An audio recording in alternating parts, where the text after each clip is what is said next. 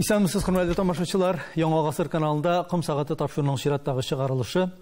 Бүген студиябызның кунагы танылган язучы, шагыйрь, филология фәннәре кандидаты, Абдулла Тукай исемендәге дәүләт премиясе лауреаты, Татарстан язучылар берлегенең Чаллы бүлеге җитәкчесе Факил Сафин. Факил абый, исәнмесез. Исәнмесез. Факил абый, иң әүвәл рөхсәт итегез сезне татар язучысы өчен, гомумән Татарстанда яшәүче сәнгать кешесе өчен мәртәбәле саналган Тукай бүләге алуыгыз белән котларга. Зур рәхмәт. Бу бүләкне сезгә эзләп йөргә туры килдеме? Бүләк сезне үзе эзләп таптымы? Вакыты җиткәч, Худайның сәгате суккач, менә шулай, менә быел миңа шушындый сез мәртәбәле дидегез. Мин иң мәртәбәле әйе. Татарстан Республикасының бүләге бирелде миңа. Миңа бик зур рәхмәт. Ул ниндидер хис уяттымы? Менә шушы бүләк инде игълан ителгәч дип әйтик. Игълан ителгән мәлләрдә ул әлләни мин аны бик оңнап күңелдән үткәреп бетерә алмадым. Менә хәзер берничә көн үтә торгач, никадәр җаваплылык, никадәр үз өстендә әле бик күп эшләргә кирәкле икәнлеген, һәм инде менә шушы мине тәкъдим иткән каләмдәшләремә, Татарстан Шәберлеге идарәсенә, комиссия әгъзаларына, Татарстан президенты каршында әле минем әле аклыйсы эшләрем бик күп икән. Менә бу нәрсәне мин инде аңлап яшим хәзер. Сез әдәбиятка соңгы көз әсәр белән килеп кирдегез дисәм, ялгышмамдыр. 1992 елда ул дөнья күрә. Менә шушы әле әсәр дөнья күргәнче сез Казанга киләсез. Шушы әсәргә, китапка ниндидер рецензия алу юнәлешендә инде якташыгыз Карас Әюп яны. Һәм менә шушы килүегездә ничектер юлыгызга язучы Мөхәммәд Мәхдиев ташырый. Һәм инде ул сезнең нинди йомыш белән килүегезне сораганнан соң, менә минем әсәрем бар, аның бу әсәрнең исемен ишеткәннән соң Мөхәммәд абый Мәхдиевнең шундый бер җөмләсе була. Татарның тагын бер бәхетсез баласы барлыкка килде, булай булгач дигән ул. Шулай. Менә шуннан да Мөхәммәд абыйның сүзләре тормышка аштымы? Шуннан да сез бүген бәхетлеме, бәхетсезме? Менә аның сүзләренә әһәмият бирәсезме сез? Бу сүзләргә башкачарак әһәмият бирергә кирәк. Чөнки Мөхәммәд абый бит инде ул гаҗәеп зур улуг зат, галим, Казан дәүләт университетында безне укыткан кеше. Без инде аның күз алдында үстек. Минем инде иҗат белән шөгыльләнгәнне беләде иде ул. Һәм менә шу соңгы көз повесты минем 87 елда язылган иде. Яздым мин аны, кызып, кайнарланып яздым да инде. Һәм шкафка тагып куйдым. Чөнки бу әсәр кайчанда булса басылып чыгар дигән әйбер минем башымда бөтенләй булмады. Ни өчен? Чөнки ул теге совет системасының иң нечкә җиренә кагылган әйбер.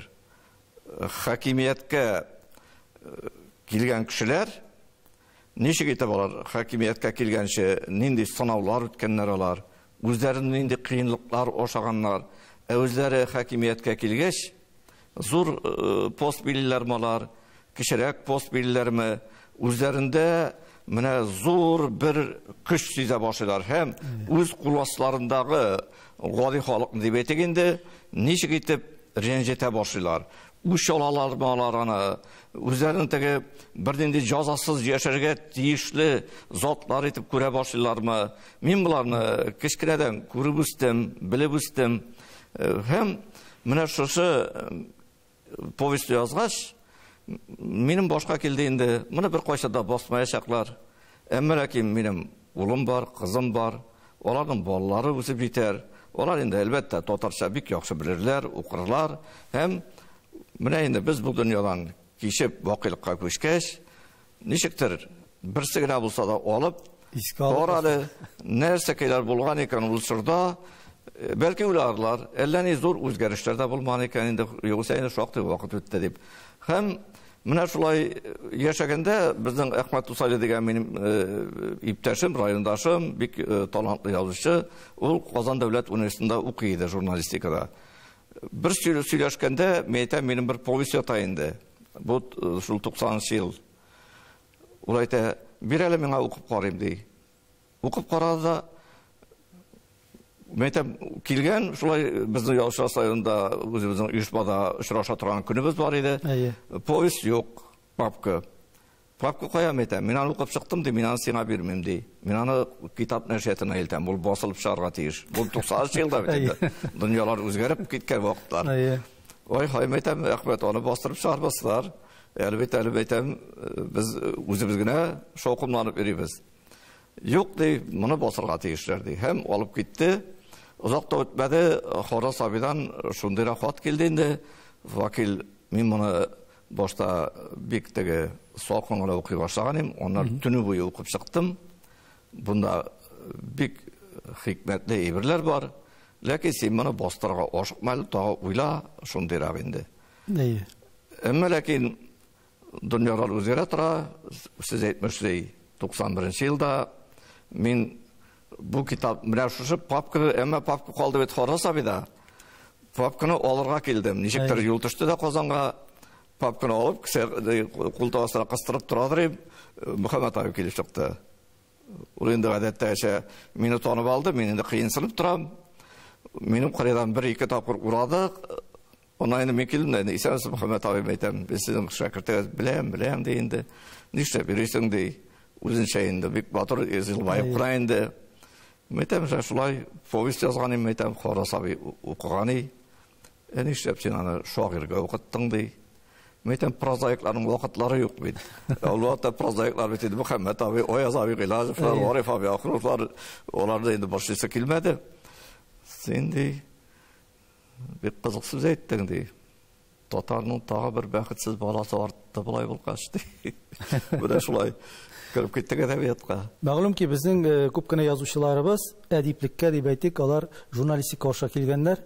Сездә инде менә искәрмә түгел, заманында Мөслим районының Правда колхозында тракторчыдан башлап, ondan мәктәп директоры, ondan килеп район газетасында, ondan килеп Шаллының КамАЗ заводында мастер, ondan инде газета, журнал редакциялары шулай бит. Әйтегез әле, менә сезнең менә бу алган тәҗрибәгез прозаик буларак, алар ни дәрәҗәдә роль уйнады киләчәк тормышта? Минемчә, уйнаганнардыр. Чөнки 5-нче сыйныфтан башлап мин колхозда эшли башладым. Чөнки без 7 бала идек. Безнең инде бер апабыз 40-нчы елда вафат булган, Фәрүзә исемле, мин үзем 7-нче бала. Без үскәндә сугышка хәтле туган абыйлар, апалар бар, абыйлар апа. Сугыштан соң без инде менә шул 5-нче, 6-нчы сыйныфка җиткәндә алар инде чыгып киттеләр, таралдылар. Безгә инде йорт эшләре дә йөреп калды, һәм инде колхоз эше дә. Менә ул мәсәлән йөк ташучы бит инде уңыш я башлагач, без инде йөк ташырга, икмәк бушату дибез инде. Аңа кушылып киттек. Аннан инде көтүчелек китә бит инде. Менә мин атлар да көттем, бузаулар да көттем. Бөтенесе дә менә шул, һәм менә шунда менә син кечкенә кеше булсаң да эш кешесе. Бар синең үстән җитәкчелек итеп йөрүчеләр, сиңа эш кушучылар. Бар мөнәсәбәтләр. Менә бик кызык бу теге рәнҗүдә түгел, әмма ләкин менә прозаик өчен кирәкле бер әйбер. Мин 7-нче сыйныфта җәй буе башта синаж, теге печән түйәү, аннары икмәк бушату җәй буе эшләдем мин. Бигрәк тә икмәк ташыган чорларда. Без инде гади колхозчы балалары зур зил машиналарында, чөнки килә торганнар бит инде менә шулай машиналар, төрле әлмәтләрдән бездә, Шаллыда, Казаннардан йөк ташырга, икмәк ташырга иртән сәгать 5-ләрдә чыгып китәбез. Төнге сәгать шул 10-ларда гына кайтабыз. Кул белән бушатабыз. Шул 6-нчы, 7-нче класс малайлары. Һәм 2 малай самосвалда утырып эшләргә туры килде. Алар сәгать 9-да гына чыгалар. Без сәгать 5-тә, 6-нчы киткәч инде, радиодан тыңлый башта башкорт концертын, кой жакта шоферлар инде узара турсалар Казан концерты да башлана. Әмма ләкин машинанда без турабыз инде. Һәм 1 сентябрь бу 8 сыйныфка күчкән чор балаларны бүләклиләр. Мин инде уйлыйм, мен бик тырышып эшләдем бит инде. Һәркем инде үзенчә өметләнә. Миңа да теге бәхет белән да бәхет елбайыр, әзрәк искә алырлар дип. Әмма ләкин менә шул Самосвалда сәгать 9-дан кичке 6-ларга хәтле йөргән 2 малайга күлмәк шалбар бирделәр. Миңа яшел пластмасса 3 пишмак геометриядә дитү өчен бирделәр. Моны мин кичкенә яшь үсмер малай күңелемнән үткәреп җибәрдем. Һәм рәнҗемәдем дә. Әмма ләкин ул менә шу минем язачак булачак әсәрләрнең канваларына юнәлеш бирүдә, рух бирүдә, менә шундый әйберләр әкренләп җыела, минем бер кайчанда бер кешегә үпкәләп йөргәнем юк. Кыенлыклар була тора, шундый әйберләр була тора, мин аларны үтеп китәм. Факир, мисал өчен, әгәр Муса Җәлил концлагерга эләкмәгән булса, мабит дәфтәре, Нәби Дәүли әсирлеккә төшмәгән булса, яшәү белән үлем арасында әсәре тумасы иде, шулай бит. Әгәр дә параллель үткәрсәк, Факир Сафинның кайсы әсәре шул булмаса тумаган булыр иде. Мәсәлән, соңгы көз. Әгәр дә мин районда шактый билгеле мәктәп директоры булып, иң теге өметле мәктәп директоры булып, кайнарланып эшләп йөреп, шунда кинәт кенә бу эштән китергә туры килмәсә миңа, ул әсәр тумас иде. Оннары без менә Муса Җәлил, Нәби Дәүлиләр, алар менә шундый кыенлыклар күрмәсәләр дә зур әдипләр булырлар иде. Әмма ләкин менә Муса Җәлил әйтик, дөнья күләм танылган әдип булмас иде. Менә мин монда әйтергә телим теге конкрет теге әсәрләрне инде. Конкрет әсәрләрне. Оннары һәр әсәр шулайрак инде ул.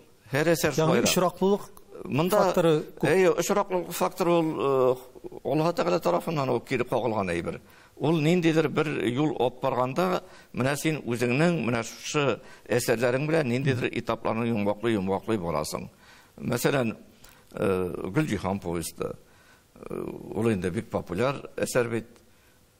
Мин мәктәп директоры булып эшләгән авылда, мин әле башта укытучы булып килгән идем анда, бер авыру егеткә бик шибәр кыз үйләренә килеп, тормыш корып яши башладылар.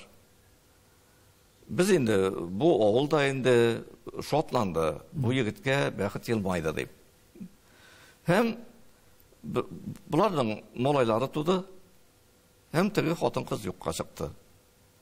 Бу малайны берничә айлык килеш әбисе үстерде. Гөлҗиһанның прототипы. Инде мин Шоллада яшәгәндә, шул авылдан мин өйләнгән идем. Бер кунакка кайткач, хатынның әнисе әби сөйләп тора, менә шул балай 1-нче класста укыганда, аңа әйткәннәр, әни дип йөри әбисенә бит инде. Әнисе юкка чыккан. Теге әйтәләр икән, үзең яшьтәшләре, син әниң дип әйткән кеше ул синең әбиең бит. Синең әниең башка кеше. Бу инде малай аптырап, хәтта яламсырап кайтып, әбисеннән сорый икән, әни, кешенең ике әнисе буламы дип. Менә шуны сөйләде, минем йөрәгемә килеп утырды бу. Кешенең әнисе ике буламы? Һәм менә шу вазгыятны мин әдәби әсәр кысаларында этәргеш бирде, шишеп чыктым дип уйлыйм мин. Факир абый, сез менә үзегез поэзияны да, прозаны да бер тигез дәрәҗәдә якын күрәсез. Һәр хәлдә безнең күп кенә прозаикларыбыз, алар барбер язучылыкка, әдиплеккә, шигърият аша килгәннәр. Шулай бит инде. Тикмәгә әйтмиләр поэзияны әдәбиятның анасы дип. Тора-бара аларның күбесе шигъриятны ташлый һәм прозага күчә, ә менә сез шигъриятны да, прозаны да бер тигез дәрәҗәдә иҗат итеп алып барасыз. Менә шагыйрь прозаик һәм чиста прозаик кына. Шагыйрь прозаикның аның өстенлекләре, аның абруе зурак дигән сүзме? Абруен әйтә алмыйм мин. Әмма ләкин сез әйткән сүздә хаклык бар. Безнең иң зур бөек ул татар әдәбиятында булсын, рус әдәбиятында, дөнья әдәбиятында бик күбесе шигырь язып мәш килгәннәр. Һәм әкемнәр прозага күчкәннәр. Шигырь язу бик авыр. Менә бусын сезгә сирәк кеше әйтә торгандыр. Әгәр дә мин шигырь язу дулкынына керсәм, мин аннан бик авыр чыгам. Yani ol emosional. Ул эмоциональ, музыка язу бик авыр. Ул гомумән ул физик яктан авыр түгел, менә эмоциональ, менә ул синең бөтен җаныңны актара ул. Һәм шигырь. Проза ул сине тынычрак юлдан алып бара. Бәлки менә шу нәрсә кешене тынычрак юл белән проза юлына, чөнки менә әйтәләр бит, математиклар башын бер ярым шары, уң ярының акыл белән, сул ягының эмоция белән, киресенчәме, әмма ләкин менә шигърият ул башның бер ярым шарын бик каты эшләтә. Проза ул икенче. Менә шуның икесе бергә ничектер үрелеп бара, һәм проза язырга бик нык ярдәм итә шигърият. Чөнки шагыйрь прозасы ул бөтенләй башка әйбер. Ялгышмасам, сезнең 200-гә якын иҗат иткән җырыгыз бар. Сез үзешчән композитор. Идегез дип әйтәм. Хәзер менә бер сезнең язмадан, истәлекләрдән бер кисәкне китерәсем килә укып. 2004 елда әйтелгән сүзләрегез. Бүген дә җырлар күңелемдә, ләкин үзем өчен шундый карарга килдем. Бу тармак инде минем өчен ябык. Бүген төрлегә чәчелеп эшләргә хакым юк. Җыр иҗат итү үзе бер зур һәм катлаулы юнәлеш. Аның үз кагыйдәләре бар. Бу юнәлештә махсуслашып кына бөтен вакытыңны һәм көчеңне шуңа биреп кенә эшләргә мөмкин. Шуңа күрә мин үз-үземне тотып торам. Сез әле дә бүген дә үзегезне менә бу иҗаттан тотып торасызмы? Менә бик озак тотып тора алмадым шул. Оннан соң китте. Ondan sonra da bir köp jırlar yazıldı. Jırlar yazıldı deyip әйтәм, kimdir әйтә, jırlar şağırga керек deyip. Ул күңелдә туа инде ул. Әмма ләкин мин әзрәк ноталар белән дә эш итә белгәнгә, чөнки әле үзебезнең туган авыл Мөслим районы Әмәкә авылында укыганда ук безгә инде бер бик кызыклы музыкант абый килгән, Олава мәдәният училищесын бетереп тәмамлап. Ул безгә инде музыка түгәрәге оештырып, ноталарны, оннан ноталарны үзлегем белән өйрәндем мин. Оннан инде менә шактый еллар мин бер бик яхшы музыкант Ринат Рауфович Сабирҗанов белән үземнең җырларны карап, тикшереп, ноталарны төгәлләп, хәтта җыр китабында чыгардым. Оларның менә шул 200 җырның 170-ләбе җырланган. Ләкин инде менә нәкъ бер әйбер, аңа бөтен күңелеңне салып йөрмәгәч, аларны бит дөньяга күрсәтергә кирәк, аның артыннан йөрергә кирәк, бигрәк тә безнең Шаллы кебек җирләрдә инде. Ул инде бик күп кешеләргә бәлки билгесездер дә. Әмма ләкин Шаллыда олар нинди генә кичә булса да, мин язган җырлар җырлана. Оннары бит авторларны әйтеп тормыйлар. Бер шагыйрь, композитор әйтеп. Зөлфәт абыйның үзебезнең якташ бит инде 50 яшьлек юбилее бар. Камал театрында минем кырыйда Наил абый Әюпов. Шулай ук якташ бит инде. Без сәхнә артыннан торабыз. Мин дә инде чыгып котларга тиеш Зөлфәт абыйны. Bir zaman bir jır яңгырап китте. Түгән Камадан Луис Шихапов дигән консерватория бетергән, яхшы егет. Музыка уйный, җырлый. Бу мәйтәм нәрсә кайсың? Бей бу минем җыр. Онут инде дигән җыры Зөлфәт абыйның сүзләре язылган. Наил абыйга әйтәм, Наил абый бу җыр ничек? Бу җыр әйбәт, моны теләсә инде сәхнәдә җырларга була ди. Наил абый әйтә, моның көйен мин язган ди. Бик бик мәзәккәрә карап куйды. Әйбәт диде. Яки анда бер Баулада педагог хезмәткәрләрнең август конференциясе була, анда инде конференциядә концерт, бір бала жырлап жіберді. Шулай отырам енді, қырыда енді Рана өлігі мүдірлері, башқалар. Тоже бек тараштар барым, бұл Роберт Меңнөлдің сөздеріне жазылған Жойдақлар деген жыры. Қышқырасы келе, менім жырмет бұл деп. Мен яздым. Төзді мен де төздім. Мәләке міне шулай, яки міне Сібірден, бірсінде төменнен, Илмир апа Шәрифуллина сөздеріне жазылған Гүрләуік деген жыр. Міне шулай олар яңырап кетелер. Ләкин қазір енді авторларына әйту yok. Қызғанышқа. Балалар үшін көп жазылды бит енді. Сізге міне тұтылып, өз-өзімне тыйып тұрырға туры келе деп әйтірге нәрсе себепші болды міне бұл вақытларда. Çünkü 94 yılda bir katı mine şol Gülcihanlarını yoza başlagan idim. Hem nep mine 94 yılının eğer de isigizde bulsa noyabrinde bizning ilde bir ofat başlandı Çeçnya soğuşu. Hem bizning şolda birinci yigit vafat bulup kayıttı bizning yurtda, Kuşu yurtda. Mine şol uylandıra, bik uylap yürütüren vakitte onları mine şularga bağışlap Büyük Dağın başında degan roman yazdım. Çünkü bu bik sur ofat idi bizning il üçün, xalqlar üçün, ilde xalqlar üçün. Ol roman üçün menga G'oyas Haqiy premiyasi berildi. Hem onu xalq bik ko'ngilga yaqin qabul etdi. Aytыңыз, мына bu roman siz bit inanır mena Çeçnya faciası başlangandan yaza başlaysınız. Әйтәләр менә тарихта бәя бирү өчен күпмедер вакыт үтәргә кирәк, ниндидер бәя алыр өчен дип әйтәбез инде вакыйгаларга име. Менә сез язган bütün вакыйгалар инде вакыт үткәннән соң алар һаман да сез аны актуаль булып калды дип әйтә аласызмы? Актуаль булып калды. Чөнки анда күтәргән проблемалар ул бик кескен проблемалар, бик авыр проблемалар. Һәм Mine siz aytasiz vaqt kerak deb. Men 94-yilda yoza başladım. Menim eng birinchi boshima soqqan mana shu yosh yigitning halak bo'luvi. Birinchi emotsiyalar. Kete halak bo'la bu bir qizg'anish. Yo'qdan men o'ylana boshladim. Bularga bo'lmaydi hali. Mana shulay buni kengayta. U 97-yilda tamomlandi.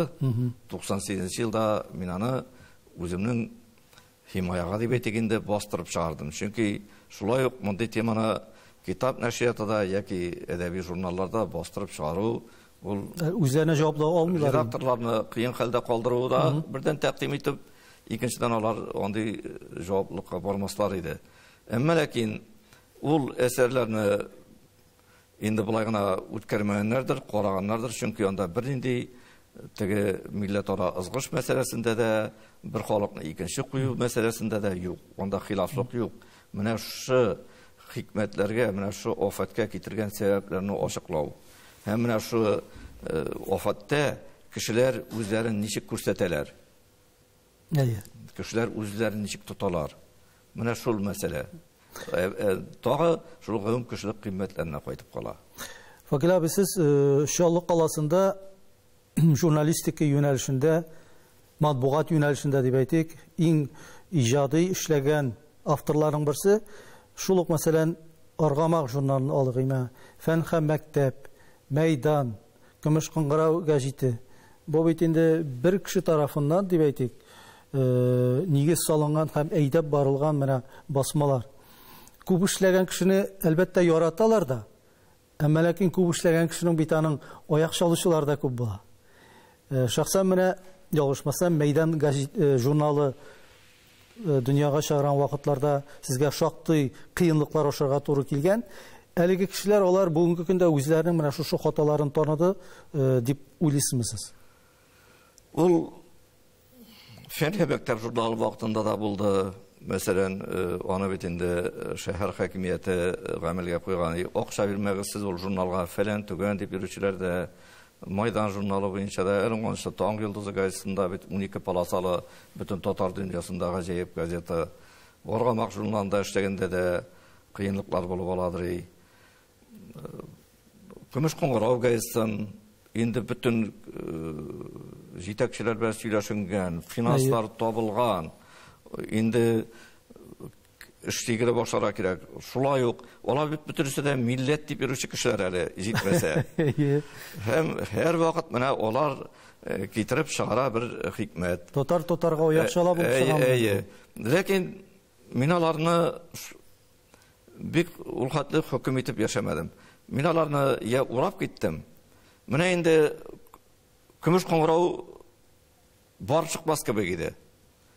Әмма ләкин минем тарафдарлар барлыкка килде. Инде мин беләм, хәзер мине баш мөхәррир итмәс өчен әлләселәр сенә.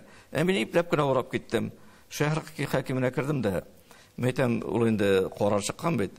Сез моны башка кеше исеменә төзәтеп яза алмыйсызмы? Менә шундый хикмәт. Идегез ди, ризамысың ди. Нәсима ханым Садикова, Нәсима Исхаковна риза булды. Һәм ул гаҗәеп дәрәҗәдә яхшы эшләде бу газета белән. Чөнки ул инде 2нче елда 17 мең тираж белән Сабантуйда Улата яшәгәнчә дә узып китте. Яки анда мин үзем аңа һәр вакыт ярдәм иттем, терәк булып тордым аларга. Иң беренче яздыруларны үткәрдем районнарга чыгып. Районнарга чыгып үткәргәндә дә кыенлыклар буладыр. Кайбер районнардан мине 45дән чыгарып җибәрделәр. Алар майдан буенча да шундый кыенлыклар. Хәзер инде алар бит аңлауга караганда алар бирелергә мәҗбүр булдылар. Чөнки максатчан эш, яхшы эш, игелекле эш һәм ямлы халыкка барып җитәрлек эшең бар икән, һәм син нинди генә каршылык ашада үткәреп эшлисең икән, алар инде чарасыз калалар. Бүгенге көндә алар миңа бернинди дә зыянлы кешеләр түгел. Хәзер мин аларны үзем кайгыртып йөрим. Аңлыйсызбы? Әйткәнемчә, Факил абый, сез күп кырлы талант иясе. Журналист да, язучы да, шагыйрь да, үзешчән композитор да. Әйтик, bir 50 елдан соң сез үзегезнең халык күңелендә кем булып калуыгызны теләр идегез? Кайсысы булып дип әйтик? Бик кызык сорау бу. Иң беренче балаларым күңелендә, аныкларым күңелендә кала алсам бик әйбәт. Менә безнең әти бар, бабай бар дип. Аннары менә шундый кеше яшәгән дип, менә Шаллыбызда, мин Шаллы шәһәрен бик яратам. Менә бар шундый бер абый, менә шундый эшләрне эшләгән. Чөнки җырлар минем, шигырьләр, проза әсәрләрем анда, публицистикамы ул бит инде Шаллыда күбрәк өскә калкып чыга тора. Шаллыда безнең галимнәр дә җитәрлек, тыңгысыз менә шундый эзләнүче кешеләр дә җитәрлек. Алар кузгатып барырлар дип уйлыйм. Бөтен татар халкы әлбәттә инде дәррәү килеп миңа мөкиппән килеп ятмас. Менә үземнең төбәгемдә, районда, Мөслимдә, мин үземнең Мөслимне бик яратам. Райондашларымны, авылымны бик яратам. Якташларымны, Шаллыны, каләмдәшләремне бик хөрмәт итәм. Әле 50 ел әлләре күп түгел. Шуңа күрә мине искә алырлар. Безнең менә татар әдәбиятында татар хатын-кыз образын гәүдәләндергән язучыларыбыз, әсәрләребез байтак. Шулай бит инде. Шул Гомәр Бәшировны алсак, Намус романында Нәфисә, Галимҗан Ибраһимов та татар хатыны иләр күрми, Гаяз Исхакыйның Зөләйхасы, сезнең Гөлҗихан. Менә бу геройларның барысы да алар революцияга кадәр һәм аннан соң Совет чорында яшәгән, безнең көннәргә кадәр яшәгән татар хатын-кыз образлары. Менә бүгенге көн татар хатын-кызы образын чагылдырга туры килсә, сез моңа алыныр идегезме һәм нинди ул бүгенге көн татар хатын-кызы? Аңа берәр төрле бәя биреп буламы? Хатын-кыз ул халыкның төп тоткасы бит инде. Ул дөньяга кечкенә бәби бүләк итеп алып килә. Ул халыкның яшәешен тәэмин итә торган кешеләр. Хатын-кыз язмышы ул халкыбызның язмышы. Шуңа күрә бүгенге шорт хатын-кызлары әсәрләргә алар кирип тора. Минем әсәрләрдә дә кирип торалар. Билгеле идеологик яктан алар азат хәзер. Менә Гөлҗихан монда, бик тану башында Рәхиләме. Алар бөтенләй Былбыл ясындагы Нәфидәме. Оларны шулай ук оңларга кирәк. Чөнки дәвер алышынган сайын хатын-кызга да җиңел түгел. Менә әле Мөслимдә күптән түгел безнең Фуат абый Садриевның 80 яшы булды, анда түгәрәк өстәл булды. Һәм хатын-кызларның күпләп әдәбиятка килү мәсьәләсе күтәрелде. Чынлыкта әдәбият бик авыр хезмәт. Шигъриятымы ул, прозасымы ул бик авыр. Нишләп дистәләп хатын-кыз ябыша шушы иҗат хезмәтенә. Бу шурның бер хикмәте. Чөнки менә мин анда әйттем, минем күршемдә генә Миңнур әби бар. Минем янга килеп тора да ул капка төбендә чыгып утырып бит. Улым, мин 18 бәби таптым ди торган миңа. Исән калганнары 4. Хатын-кыз бит менә шул бәби алып кайту буенча менә туктаусыз бәби алып кайтып торган. Ул чордагы үзегез беләсез сәламәтлек, санитария, башка мәсьәләләр. Менә мин эшләгәнем бар метрика книгалары белән патша чорында. Анда bütün нәрсәдә тәфсилләп язылып алган 1850 еллардан башлап. Һәм анда туган кеше дә язылган, өйләнешкән кешеләр дә язылган, үлгән кешеләр дә. Ул балаларның кырылуы һәр елны йөзләгән бер авылда гына да. Хатын-кызның андый шигырьләр язып, прозалар язып, яки иҗтиһад итеп торырга иҗади мәсьәләдә аның вакыты булмаган. Әле бит ул вакыттагы эшләр ничек? Хәзер хатын-кызлар инде ул мәсьәләне бик матур хәл иттеләр. Алар инде 18 бәби алып кайтмыйлар. 2-3 бәби. Оннары билим алу. Элек бит хатын-кызга мәсәлән укырга өйрәнергә яраган, язарга ярамаган өйрәнергә. Менә минем әнкәйнең апалары да бер дигән итеп шартлатып укыйлар гарәпчә. Гарәпчә яза белмиләр. Чөнки алар күңелдә нәрсә, шуңа күрә бәйт, мөнәҗәт күңелдә сакланган. Хәзер инде хатын-кызлар белән рәттән тигез укыйбыз бит. Билим мәсьәләсендә дә, мәсәлән, мин үзем Кампидада укыдым, сопроматлар, мазарлар укыдык, рәттән хатын-кызлар белән. Хатын-кызларның башлары кайберсенең әле ул иратларына караганда ныграк тәши башлый. Ягъни хатын-кызга хәзер бик күп мөмкинлекләр юл ачылган. Менә үзенең менә шу вакытын иҗатка юнәлтергә. Менә шул 2-3 кенә бала табу, аның 2-3 үз баласы бар, тагы бер баласы бар хатын-кызның. Онсы ир дип атала. Менә мин үз хатырымда да беләм. Ишектән чыгып киткәнче ул мине ничек кенә кыландырмый. Чөнки мин ул үзенең менә шул кулланылып җитмәгән потенциалын миңа сала хәзер. Ирләргә салалар. Ир кешене эшли, үзенең урын әйбәт кенә хатын-кызга бирә дә, тынычлап йөри. Тынычланып кара йөри. Хатын-кыз җигелеп дөньяны алып бара, һәм һаман да ире турында уйлый, аңа авыр бит ди. Аңа бала итеп тапар. Аңа эш барып чыкмый бит анаңдай.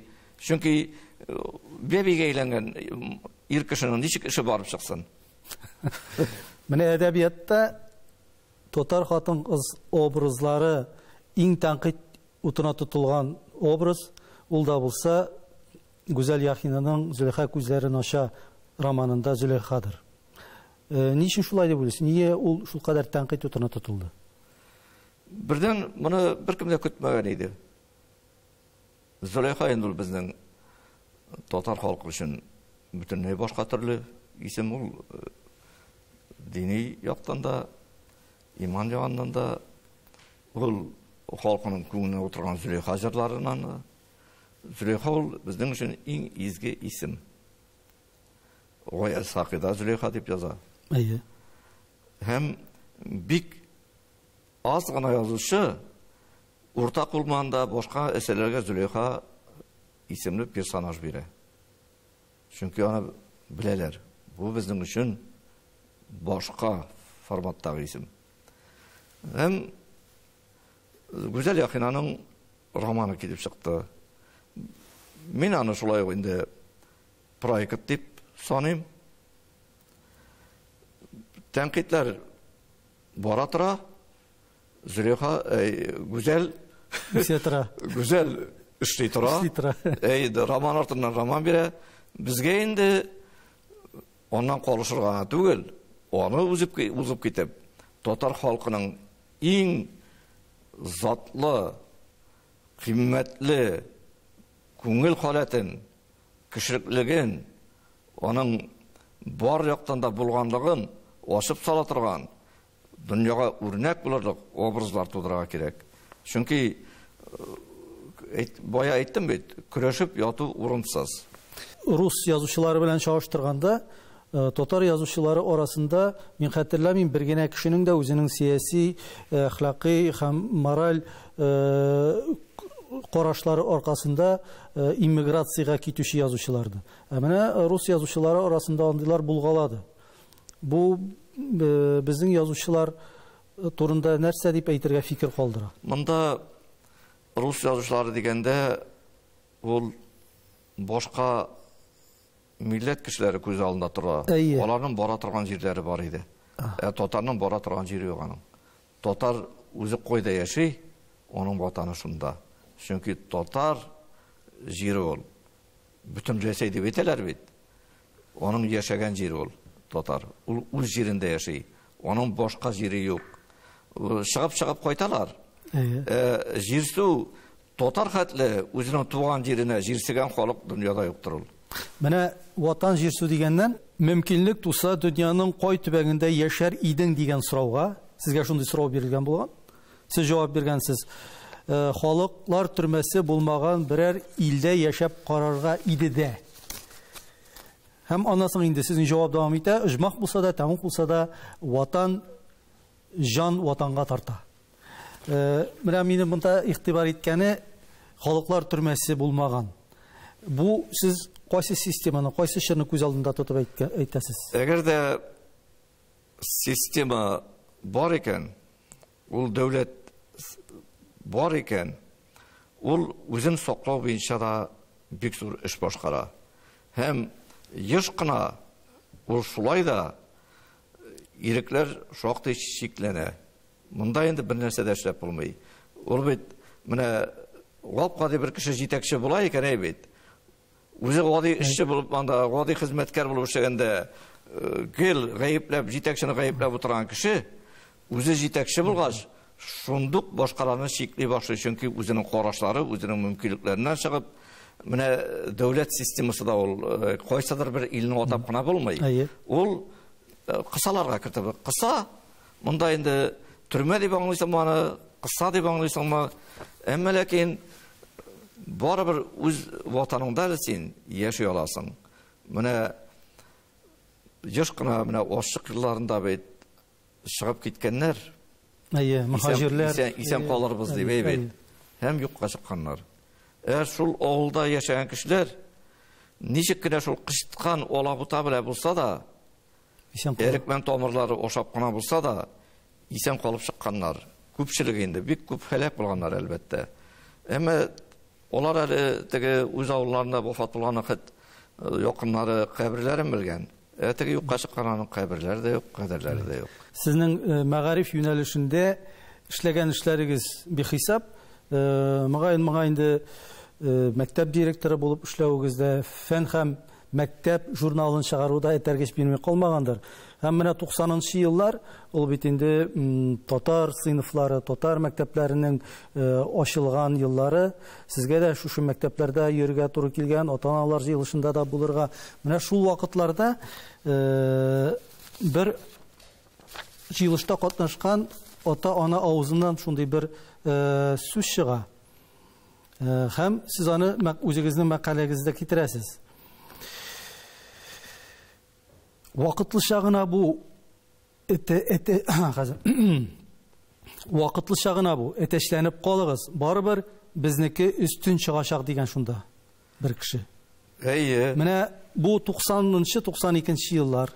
Бу татар мәктәпләре ачыла башлаган чор. Менә бу кешенең әйткән сүзләре бүген дөреслеккә килде түгелме? Әгәр дә төптән уйлый башласаң, шуннан да ул бит шулай ук алда нәрсәләр буласын белмәде. Ул да христиан, ул бит башка милләт кешесе инде. Без мәктәпләрне аерабыз. Менә ике мәктәп бар икән Шаллы шәһәрендә рәттән. Бер мәктәбен татар итү турында сүз бара. Икенче мәктәбен инде рус мәктәбенә теләгән татар балалар да йөри. Татар мәктәбенә теләгән рус баласы да килә. Әгәр дә ул татарча сөйләшергә. Без менә шуларны аңлатабыз. Фатирларда йөрибез, балалар җыябыз. Һәм менә шунда бер әти, яни түгел ул укытучы иде ул. Мен ул укытучы. Ул тиздән бетәчәк бу дип. Ул үзенә шулай ышанган. Әмма ул тиз генә бетмәде бөтенлеккә. Әмма ләкин менә шак кына безнең ашкынып җыйган татар мәктәпләре инде бүген мәсәлән татар мәктәбе дип язылган бер генә элмә тактада юк хәзер. Чөнки андый канун юк. Менә әмма ләкин ул чорларда бик нык эшләп калынды. Онда да шундый хикмәтләр булды. Мәсәлән, төбәк компоненты дигән әйбер керде. Һәм менә шушы төбәк компоненты буенча без татарча тәрбия бирү, укыту төрле фәннәрдән шул хәтле күп эшләнде, шул хәтле күп тәҗрибә тупланды шәһәр мәктәпләрендә, ул район мәктәпләрендә әлбәттә, әмма шәһәр мәктәпләрендә. Безнең кайбер җәмәгать эшлекләре кинәт кенә хат яза башладылар туктаусыз Мәскәүгә, без компонент түгел дип. Алар нәрсә әйтергә теләгән?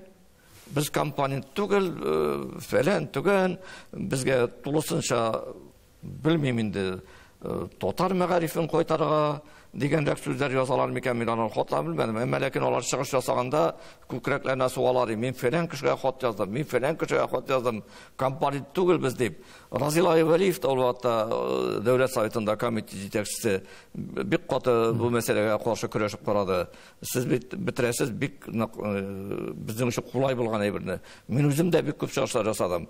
Бу төбәк компонентыннан файдаланып без милли узан уятуда һәм мәктәпләрдә милли мөхитне уятуда, булдыруда бик зур эшләр эшләнде. Тиешле җирдә ишетеп алдылар менә бу кешеләрнең язганнарын, компонентны бетерделәр. Инде теманы дәвам итеп, мәгариф темасын.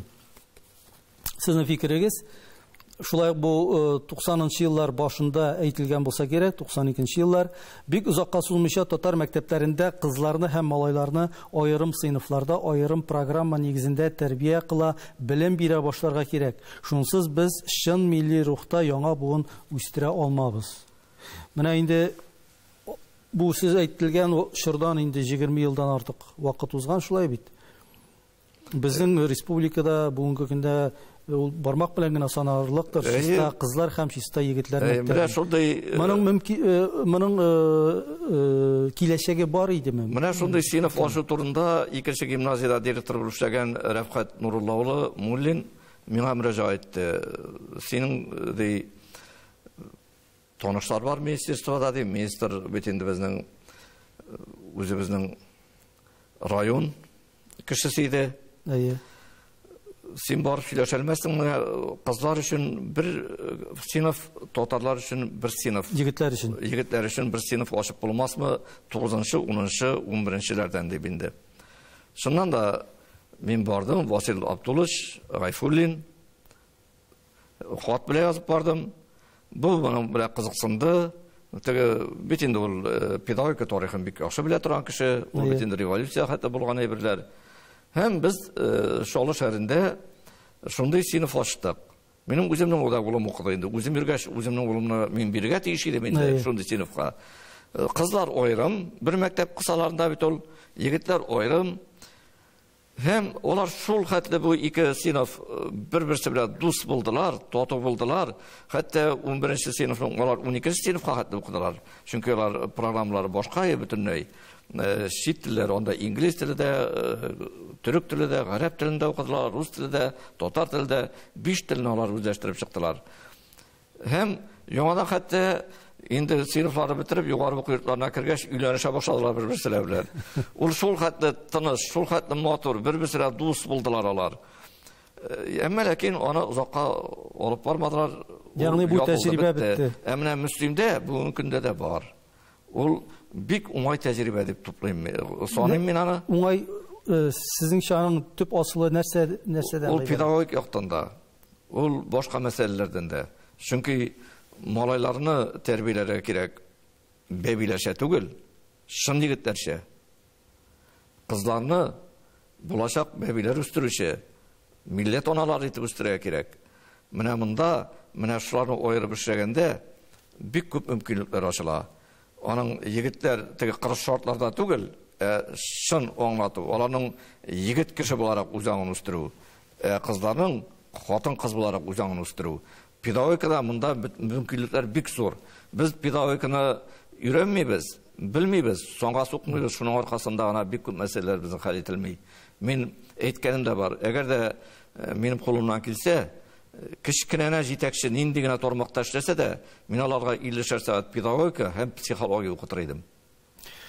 Сезнең үз алдыгызга шундый сорау биреп караганыгыз юкмы, Факил абый? Без бүген дөрес яшибез микән дип. Менә бүгенге көндә җәмгыятьтә агрессия үсә бара һәм бу тенденция дип әйтик, бу безнең җәмгыятькә, Россиягә гына түгел, дөнья масштабына хас күренеш. Нәрсә бу? Бу нилектән шулай бу?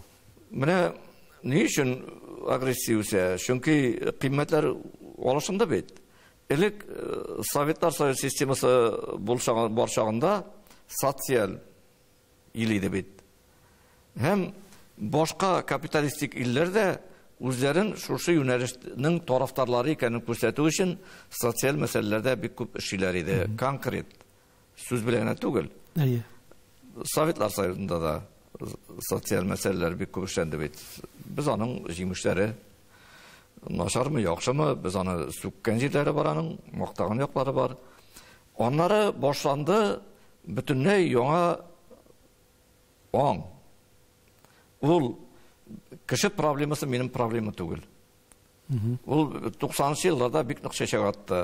Һәм аны чит илдән алып керделәр безгә. Чит илдән килгән кешеләр. Һәр кеше үзенең проблемасын үзе чишәргә тиеш. Бик дөрес ул, чишеп чыгалсаң. Әмма ләкин бит еш кына без үзебезнең проблемалар буенча башка кешеләргә мөрәҗәгать итәбез. Ярдәм итүләрен сорап. Элек ул социализм чорында бик гади хәл ителә иде. Барасың, кешегә үзенең проблеманы сөйлисең, ул шундук бу эшкә керешеп китеп, синең үзенең менә шул борчуларың үзенең борчуы итеп, тиз генә чишелеп куя торган. Монда сине танып тора килгән кеше инде 90-нчы еллардан соң. Бу синең проблема бит. Хәтта син эш проблемасы буенча да кирсәң дә, ул аны эш хезмәт проблемасы, хезмәттә, мәсәлән, 15-20 кешегә кагылышлы бер ул кеше синең бу проблема белән шөгыльләнми. Шунлыкта ул аны булдыра алыр иде. Менә шуннан соң китте акча туплау, байлыкка омтылыш. Инде бу бик зур әйбер.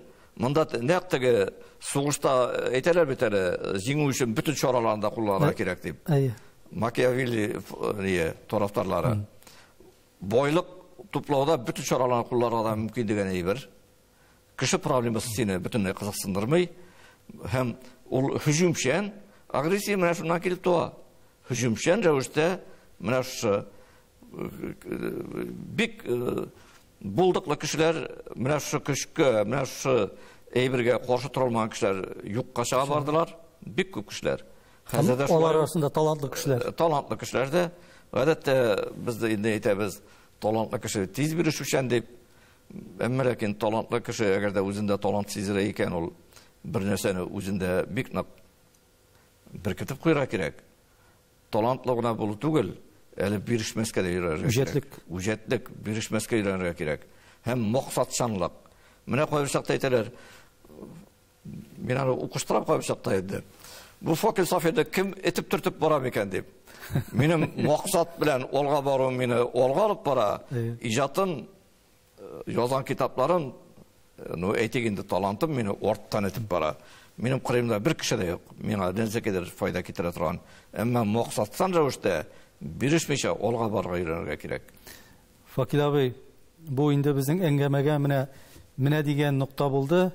Бик зур рәхмәт сезгә тапшыруга килеп, шикерсез менә шушындый безнең сорауларыбызга җавап биргәнегез өчен.